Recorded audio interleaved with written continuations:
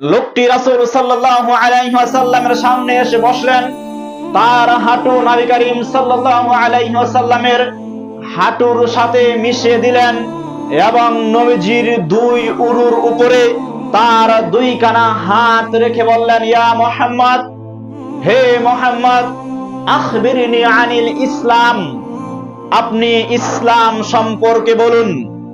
ফাকালা রাসূলুল্লাহ সাল্লাল্লাহু আলাইহি ওয়াসাল্লাম, আল্লাহ রাসূল সাল্লাল্লাহু আলাইহি ওয়াসাল্লাম বললেন, ইসলাম হলো আল্লাহ সুবহানাহু ওয়া তাআলার পক্ষ থেকে পৃথিবীর সকল মানুষের জন্য একমাত্র মনোনীত জীবন ব্যবস্থা। কারণ আল্লাহ সুবহানাহু ওয়া তাআলা বলে দিয়েছেন পবিত্র কুরআনুল কারীমের সূরা আল ইমরান 3 নম্বর সূরার 11 নম্বর আয়াতে বলেন, ইন্নাদ দীনা ইনদাল্লাহিল ইসলাম, নিশ্চয়ই আল্লাহ সুবহানাহু ওয়া তাআলা কর্তৃক একমাত্র মনোনীত জীবন ব্যবস্থার নাম হচ্ছে ইসলাম। অতঃপর আল্লাহ সুবহানাহু ওয়া তাআলা বলেন, আমি আল্লাহ সুবহানাহু ওয়া তাআলা বান্দার নিকট হতে ইসলাম ব্যতীত আর অন্য কোন ধর্ম গ্রহণ করব না। তাহলে পৃথিবীর ইতিহাসে যত ধর্ম রয়েছে, যতগুলো ধর্মের উপাসনা মানুষ করে থাকে, কেবলমাত্র একটা ধর্মই আল্লাহ সুবহানাহু ওয়া তাআলা গ্রহণ করবেন, তার নাম হচ্ছে ইসলাম। এরপর ইসলামের পরিচয়ে আল্লাহ রাসূল সাল্লাল্লাহু আলাইহি ওয়াসাল্লাম বললেন, আল ইসলাম, ইসলাম হলো সাক্ষ্য প্রদান করা। ইসলামে আপনাকে সাক্ষ্য দিতে হয় আপনি কোন বিষয়ের উপর বিশ্বাস স্থাপন করবেন, সাক্ষ্য দিবেন। আল্লাহ রাসূল সাল্লাল্লাহু আলাইহি ওয়াসাল্লাম বললেন, আন তাশহাদু আল্লা ইলাহা ইল্লাল্লাহ, আল্লাহ সুবহানাহু ওয়া তাআলার প্রতি আপনাকে বিশ্বাস স্থাপন করা, আল্লাহ রাব্বুল আলামিনের প্রতি বিশ্বাস স্থাপন করা, ওয়া আন্না মুহাম্মাদুর রাসূলুল্লাহ, এবং মুহাম্মদ সাল্লাল্লাহু আলাইহি ওয়াসাল্লামের উপর বিশ্বাস স্থাপন করা যে মুহাম্মদুর রাসূলুল্লাহ সাল্লাল্লাহু আলাইহি ওয়াসাল্লাম আল্লাহ সুবহানাহু ওয়া তাআলার একজন প্রেরিত বান্দা এবং তার রাসূল।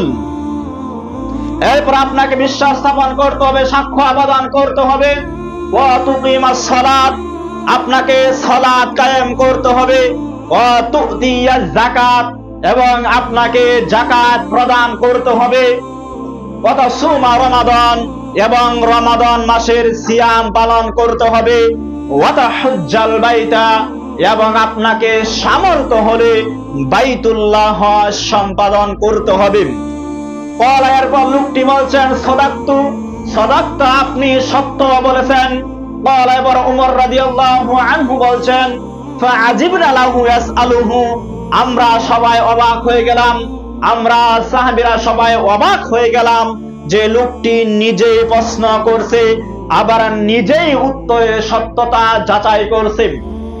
সম্মানিত হাজরিন, এরপর লোকটি আবার জিজ্ঞেস করছেন, ফাখবিরনি আনিল ঈমান, আপনি ঈমান সম্পর্কে বলুন। নবী করিম সাল্লাল্লাহু আলাইহি ওয়াসাল্লাম ঈমানের সংজ্ঞা দিয়ে বলছেন, আল ঈমান, ঈমান অর্থই হচ্ছে বিশ্বাস স্থাপন করা। এখন আপনি কোন বিষয়ের উপর বিশ্বাস স্থাপন করবেন?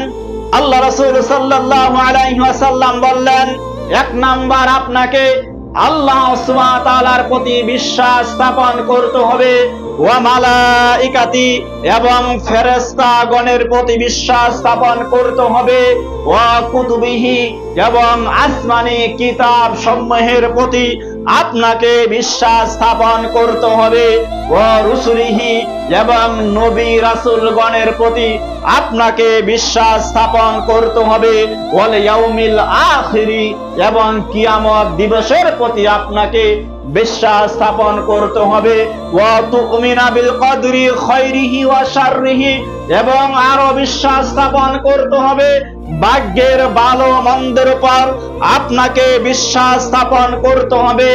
ইয়ার নাম হচ্ছে ঈমান। এই পাঁচটা বিষয়ের উপর বিশ্বাস স্থাপন করার নামই হচ্ছে ঈমান। যারা এই পাঁচটা বিষয়কে মনে প্রাণে বিশ্বাস করে এবং কাজে কর্মে বাস্তবায়ন করে মুখে স্বীকৃতি প্রদান করে ওই সকলকে মানুষকেই বলা হয় মুমিন। কলায়ার পর লোকটি বলছেন সাদাক্তা, আপনি সত্য বলেছেন। কলা লোকটি আবার জিজ্ঞেস করছেন ফাখবিরনি আনিল ইহসান, আপনি ইহসান সম্পর্কে বলুন। ফাকাল রাসূলুল্লাহ সাল্লাল্লাহু আলাইহি ওয়াসাল্লাম, আল্লাহ রাসূল সাল্লাল্লাহু আলাইহি ওয়াসাল্লাম বলেন ইহসান বলা হয় ওই বিষয়কে তুমি যখন আল্লাহর ইবাদত করবে এমন ভাবে ইবাদত করবে যাতে তুমি আল্লাহকে দেখতে পারছো।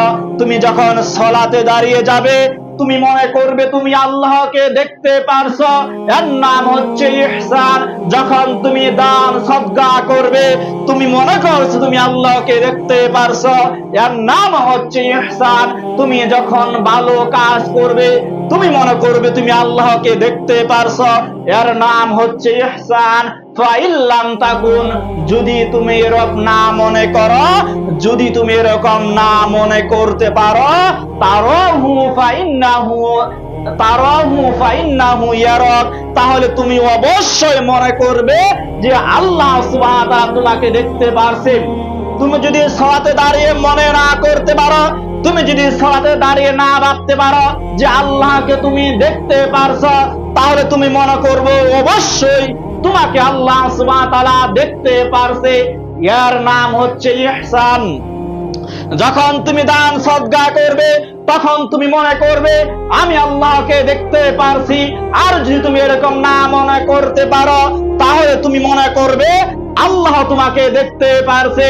যখন তুমি সিয়াম পালন করবে, যখন তুমি তাহাজ্জুদের সালাত আদায় করবে, যখন তুমি হজ সম্পাদন করবে, যখন তুমি যত ইবাদত রয়েছে যখনই তুমি ইবাদত করো না কেন তখন তুমি মনে করবে আল্লাহকে দেখতে পারছো। আর যদি তুমি না মনে করতে পারো তাহলে তুমি মনে করবে আল্লাহ তোমাকে দেখতে পারছে। এর নামই হচ্ছে ইহসান। সম্মানিত হাজরিন, তাহলে ইবাদত এমন ভাবে আপনাকে করতে হবে যাতে করে আপনি আল্লাহকে দেখতে পারেন।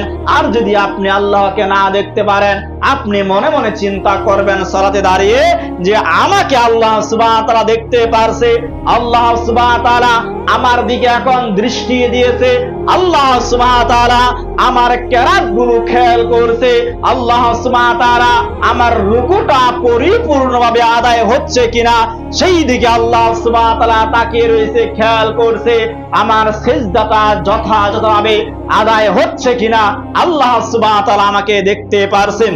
সম্মানিত হাজরিন, তাহলে এইটাকেই বলা হয় ইহসান। এবার আপনি কিয়ামত সম্পর্কে বলুন। আল্লাহ রাসূল সাল্লাল্লাহু আলাইহি ওয়াসাল্লাম বললেন কিয়ামত কখন সংঘটিত হবে সেটা আপনিও জানেন না, আমিও জানি না। কেননা কিয়ামতের জ্ঞান শুধু একমাত্র আল্লাহ সুবহানাহু ওয়া তাআলাই ভালো জানে। আল্লাহ সুবহানাহু ওয়া তাআলা বলেন সূরা লুকমান 31 নম্বর সূরার 34 নম্বর আয়াতে ইন্নাল্লাহা ইনদাহু ইলমুস সাআ, নিশ্চয়ই কিয়ামত কখন সংঘটিত হবে তা একমাত্র আমি আল্লাহ সুবহানাহু ওয়া তাআলাই ভালো জানি। পৃথিবীর কোনো মানুষ জানে না, পৃথিবীর কোনো জিন জানে না, কোনো ফেরেশতা মণ্ডলী জানে না, একমাত্র আমি আল্লাহ সুবহানাহু ওয়া তাআলাই জানি যে কিয়ামত কখন সংঘটিত হবে। এরপর লোকটি বলল তাহলে যখন কিয়ামত কখন সংঘটিত হবে আপনিও জানেন না, আমিও জানি না, তাহলে কিয়ামতের কিছু আলামত বলে দেন। সম্মানিত হাজরিন, এই হাদিসের এই যে কিয়ামতের আলামত লাস্টের প্রশ্নটা, এই প্রশ্ন সম্পর্কে আমরা ইতিপূর্বে একটি খুতবায় প্রদান করে দিয়েছি, তাই এই প্রশ্ন সম্পর্কে আমরা আলোচনা করব না। এরপর লোকটি যখন 4টি প্রশ্ন শেষ হয়ে গেল লোকটি উঠে গেলেন, এরপর লোকটি চলে গেলেন। এই হাদিসের যেই ব্যক্তি রাবী তিনি হচ্ছেন হযরত উমর রাদিয়াল্লাহু আনহু। তিনি বলছেন ফালাবিস্তু মালিয়ান, লোকটি যখন চলে গেল আমরা সবাই অবাক হয়ে গেলাম, আমরা নিস্তব্ধ হয়ে গেলাম, আমরা চুপ হয়ে গেলাম।